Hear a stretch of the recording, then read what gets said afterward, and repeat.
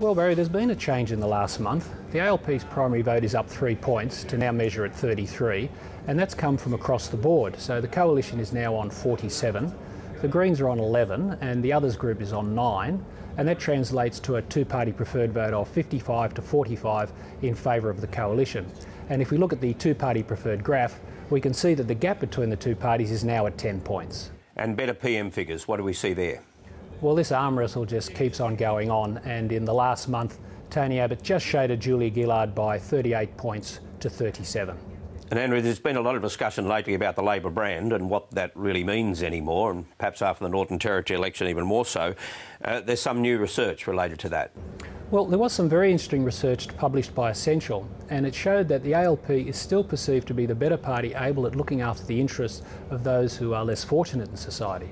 Now, when the question was asked, which party do you think has the better policies for the following groups of people, the ALP came out ahead of the coalition with respect to pensioners, to unemployed people, to people with disabilities, to carers, and to people on low incomes.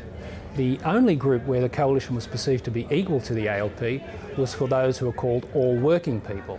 Now, despite the difficulties the ALP is having at a federal level and the hammering it received in New South Wales and Queensland, it still perceived the party as being better able to look after the interests of these groups.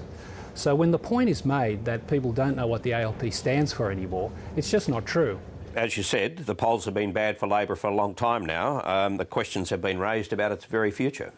Well, we've been told that it might be the demise of the ALP as a major political force because of its current predicament. But remember, we've been told all this sort of stuff before. You remember that in November 2007 we were told the same things about the coalition when the ALP had won the federal election and held power in every state and territory, and the coalition had lost the last 20 state and territory elections. Yet look at them now. People like to predict the demise of one of the major political parties, yet they endure.